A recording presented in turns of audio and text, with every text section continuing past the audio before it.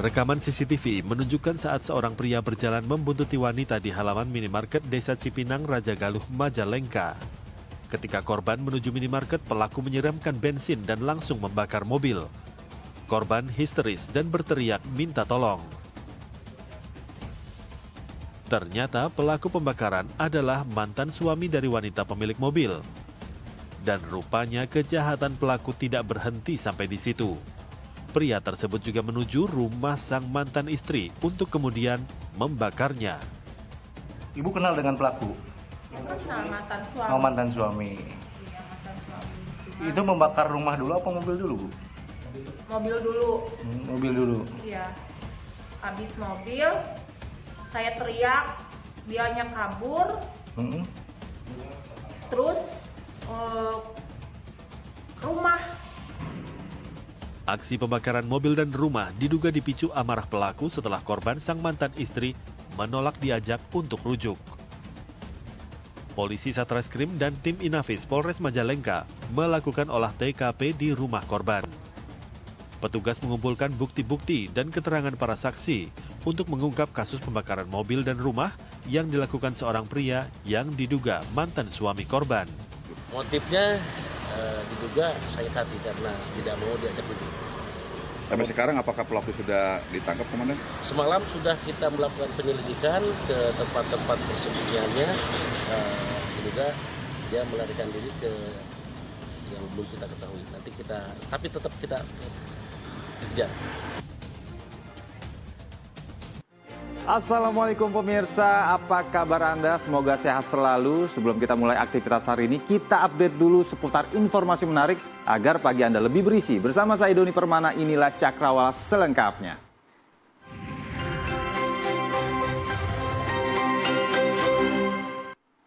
Akibat hilang kendali, mobil sport mewah Porsche menabrak tembok pagar Mako Sat Sabara Polrestabes Medan, Sumatera Utara. Inilah kondisi mobil sport Porsche berwarna putih yang tersangkut di tembok pagar Mako Satuan Sabara Polrestabes Medan di Jalan Putri Hijau, Kecamatan Medan Barat, Kota Medan, Sumatera Utara. Mobil yang dikendarai wanita berinisial EES berusia 50 tahun ini datang dari arah Simpang Podomoro setelah menabrak mobil SUV yang terparkir di bahu jalan. Mobil mewah tersebut pun terpental dan tersangkut di tembok Mako Sabara Polrestabes Medan. Satlantas Polrestabes Medan masih menyelidiki kasus kecelakaan tunggal ini. Sementara pengemudi Porsche dan penumpangnya masih dirawat di rumah sakit. Diduga akibat sopir mengantuk, sebuah mobil minibus masuk ke dalam jurang sedalam 100 meter di Kampung Gadok Jaya, Desa Sukajadi, Kecamatan Cibinong, Cianjur, Jawa Barat. Akibat kejadian ini, pengemudi minibus tewas seketika. Petugas yang dibantu oleh warga sempat mengalami kesulitan saat akan mengevakuasi jasad pengemudi minibus karena terjalnya medan. Jenazah korban langsung bawa ke rumah duka untuk dimakamkan. Sementara penarikan bangkai mobil minibus dilakukan dengan menggunakan mobil derek.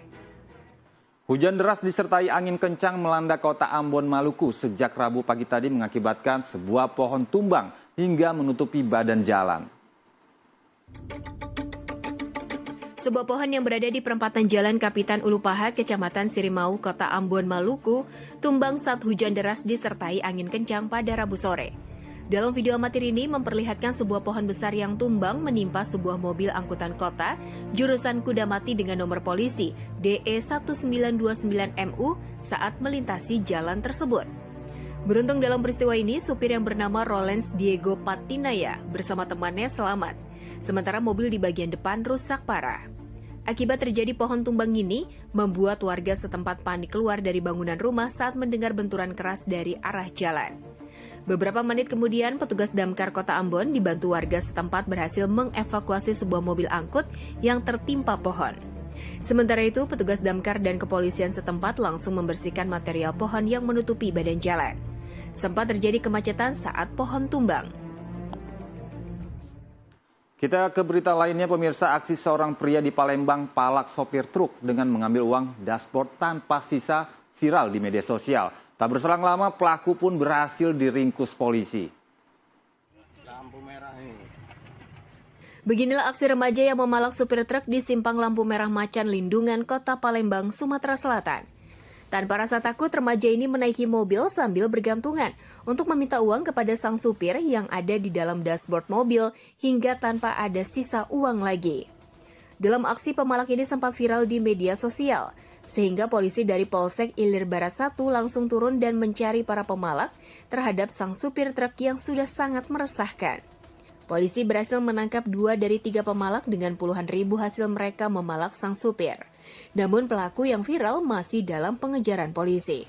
Sedangkan modus para pelaku ini dengan cara pura-pura mengamen di lampu merah, namun saat ada sasaran barulah mereka bergerak memalak sang supir yang akan melintas di macan lindungan. Dari perbuatan kedua pemalak ini, salah satunya merupakan anak di bawah umur yang sudah putus sekolah, dan pihak kepolisian akan berkoordinasi dengan pihak terkait.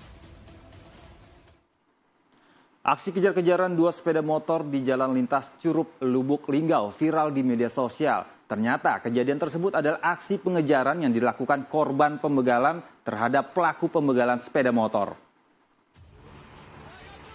Inilah rekaman video yang viral di media sosial.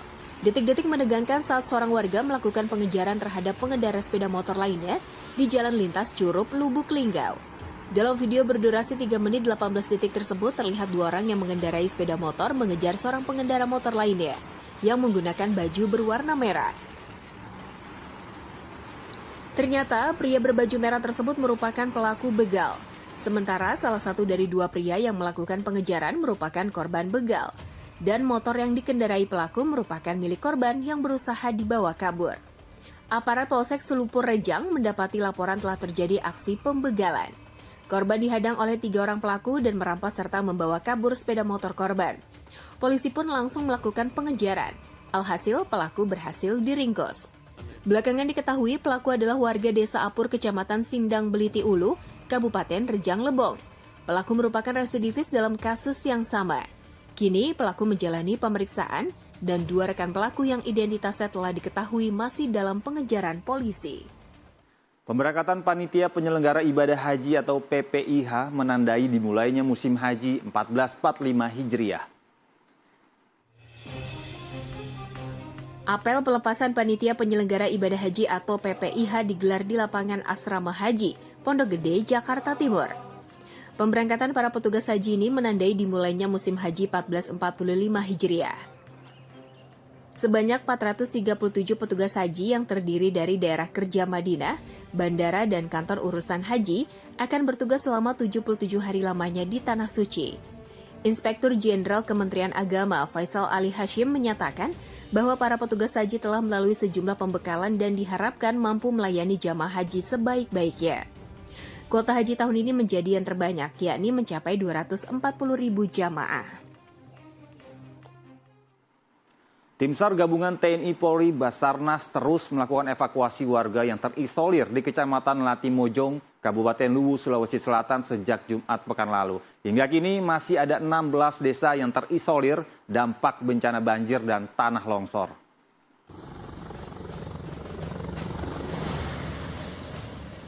Proses evakuasi warga Kecamatan Latimojong, Kabupaten Luwu, Sulawesi Selatan yang terisolir selama 5 hari berlangsung dramatis. Evakuasi diprioritaskan pada warga yang sakit dan membutuhkan perawatan intensif rumah sakit. Upaya evakuasi warga terdampak bencana banjir dan tanah longsor dilakukan melalui jalur udara dengan menggunakan 2 unit helikopter TNI Polri yang juga harus berlomba dengan cuaca yang berubah-ubah signifikan sehingga mengganggu penerbangan.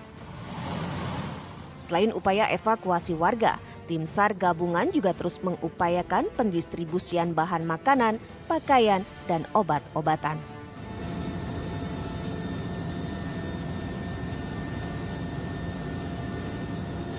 Bahwa rekan-rekan anggota yang ada di lapangan itu menggunakan semua sarana yang tersedia. Tujuannya satu ya, agar dukungan logistik itu bisa sampai kepada masyarakat yang membutuhkan di tempat-tempat yang terisolir. 26 orang yang bergerak untuk membantu, namun kan jumlah itu dikerahkan sesuai dengan kebutuhan di tempat-tempat tertentu yang memang akan melaksanakan kegiatan pendorongan logistik, Pak.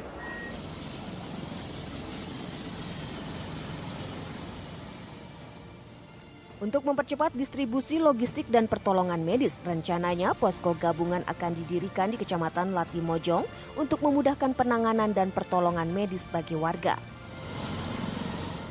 Di wilayah Kecamatan Latimojong ada sekitar 3.000 warga yang terisolir akibat akses jalan desa terputus sejak Jumat pekan lalu. Beredar video kondisi ruang IGD RSUD Hasbullah Abdul Majid Kota Bekasi, Jawa Barat membludak dipenuhi pasien demam berdarah. Pihak RSUD membenarkan lokasi yang ada dalam video namun tidak mengetahui kapan kejadian itu direkam.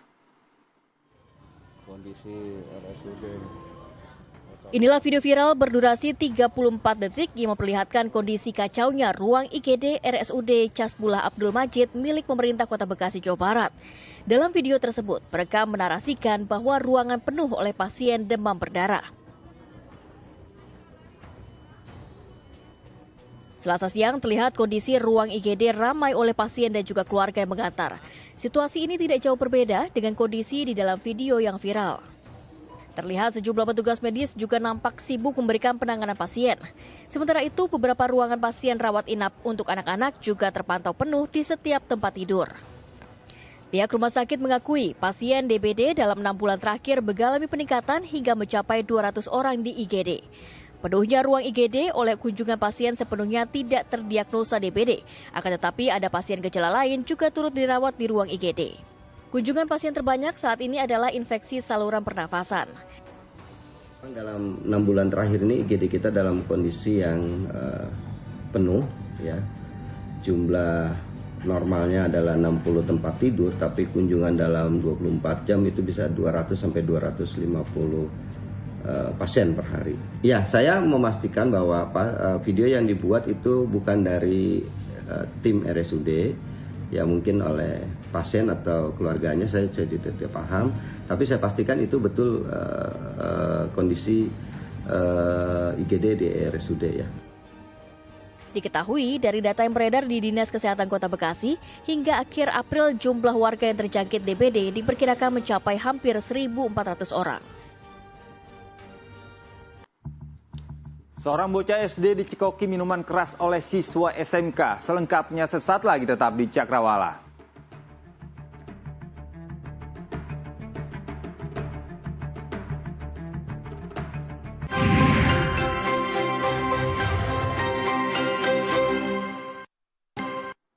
Ya pemirsa, terima kasih Anda masih menyaksikan Cakrawala bersama saya Doni Permana.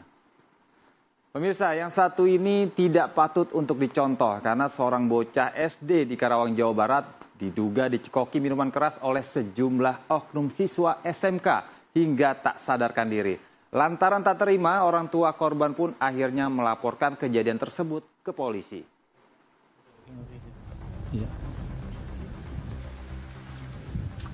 Bertempat di sebuah warung di Dusun Jenebin, Desa Purwadana, Kecamatan Teluk Jambe Timur, Karawang, Jawa Barat, seorang bocah SD di Karawang, Jawa Barat diduga dicekoki minuman keras oleh sejumlah oknum siswa SMK. Setelah dicekoki miras jenis arak Bali, korban yang masih duduk di kelas 5 sekolah dasar itu pun tidak sadarkan diri.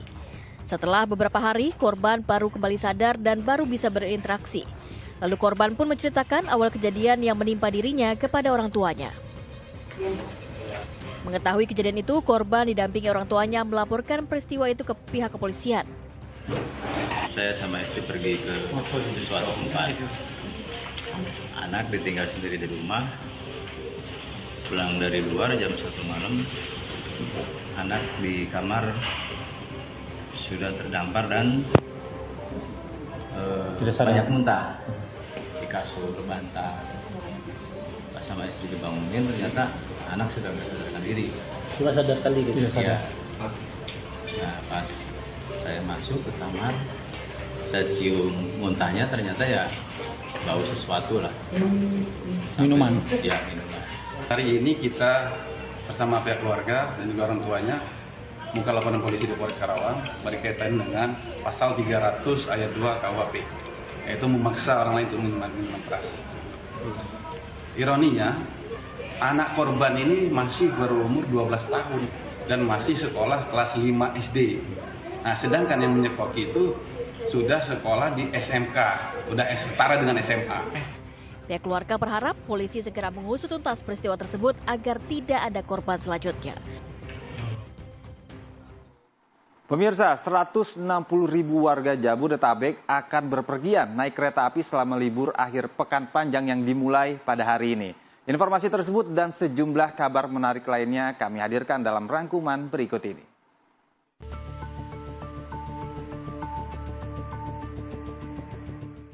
Libur peringatan kenaikan Yesus Kristus yang berlanjut akhir pekan panjang membuat stasiun Senen dan stasiun Gambir kembali dipenuhi calon penumpang kereta api. Libur 4 hari dimanfaatkan warga Jabodetabek berlibur menuju sejumlah kota seperti Bandung, Yogyakarta, Solo, Malang, dan Surabaya. Tercatat sekitar 106.000 penumpang KAJJ diberangkatkan dari Pasar Senen dan Gambir dari tanggal 8 Mei hingga 12 Mei 2024. Data tersebut meningkat 2 kali lipat dibanding jumlah penumpang pada hari biasa. Peningkatan jumlah penumpang pada libur akhir pekan panjang ini membuat KCIC menambah jumlah perjalanan. Selama 4 hari pada 9-12 Mei 2024, KCIC menyiapkan 48 perjalanan Wush atau 28.000 tempat duduk setiap hari. KCIC juga mengungkap saat ini penjualan tiket sudah meningkat hingga 90 kursi telah terisi. Untuk mengantisipasi kepadatan, penumpang Wush Jakarta-Bandung maupun sebaliknya diimbau datang lebih awal dan tidak membawa barang terlalu banyak. Menjelang ibadah misa peringatan kenaikan Yesus Kristus, aparat Polres Pelabuhan Tanjung Perak, Surabaya melakukan sterilisasi gereja di kawasan Surabaya Utara. Salah satunya adalah Gereja Katolik Santo Mikael di Jalan Tanjung Sadari. Menggunakan pendeteksi logam hingga pendeteksi bahan peledak, petugas memeriksa seluruh ruangan gereja. Pemeriksaan juga melibatkan anjing pelacak. Sekitar 1.200 personel telah disiagakan untuk mengamankan 355 gereja di seluruh wilayah kota Surabaya. Ya pemirsa, kita beralih ke berita olahraga di mana jelang duel krusial menghadapi Gini dalam babak play-off menuju Olimpiade Paris 2024, pelatih Sintayong terus mengenjot latihan. Meskipun ada sejumlah masalah yang dihadapi, Sintayong mengaku optimis timnya akan makin baik jelang duel nanti. Dan pemirsa, berita ini sekaligus menutup perjumpaan kita pagi ini. Saya Doni Permana pamit undur diri, tetap semangat dan wassalamualaikum.